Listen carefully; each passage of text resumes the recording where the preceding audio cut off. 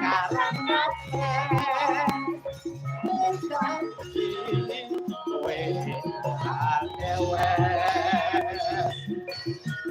karang kabeh jajaino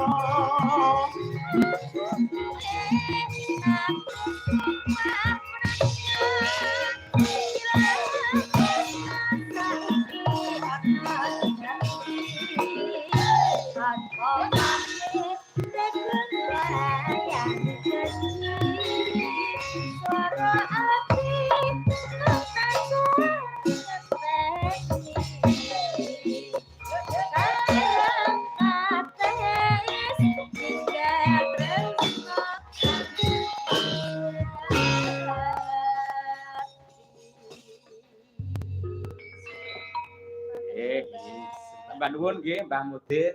Boten nyuwun sangu. Nggih, purun to Mbah jenengan paring. Masa aku ya mentolo karo Mbah Mudin. Kudu mentolo. Kudu lho, Pak. Aku ki nek pethuk wong ayu ki alah. Lah. Sawas prapet los ya. Lah. Seleraku ya sing ngene iki. Masa berapa los wis ora ngelepi neh no malian. Lah, dalah. Sitok ae, Mbak. Mboten napa-napa Mbah, matur nuwun. Nggih. Semoga jenengan sehat selalu. Amin. Panjang umur. Amin. Besok tahun depan nyawer lagi nggih, Mbah. Kowe manut karo sinden gumun ta Mbah Mudin. Ora ngerti critane perangkat, Mbah ini.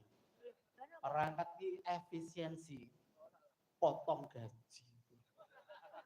Lah kan jenengan iki kan saking niku Mbah, saking nek pastra apa niku kok apa wi Mas? Pengajian apa? Tidaan. Ya, heeh. Mbok tak sia. Biar kita ngerti takjiah barang. Ayo. Sidan kok gomi santu.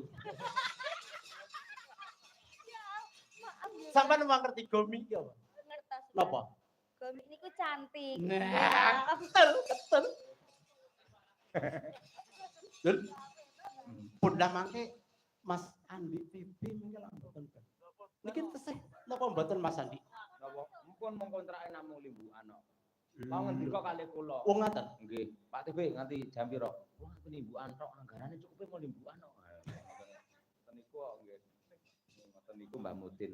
Sampun. Yo ganti Mbah Mudin TB ya padha bae pun. Makin nek kula terus penaken dalami. Iya.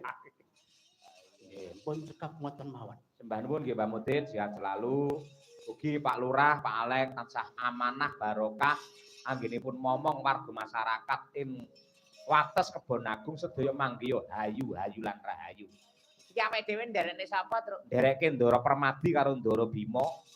Merga krungu kabar lamun to para trah Mandura ki padha teteki brata ning Astana Gadamadana gandeng para Pandhawa ki klebu trah Mandura merga putra saka Dewi Kunti. Maka Kunti kuwi lak rayine Prabu Basudewa Suwargi. Oh iya yen ngono ya didarekake disengkuyung bebarengan prayogane kaya mangkono.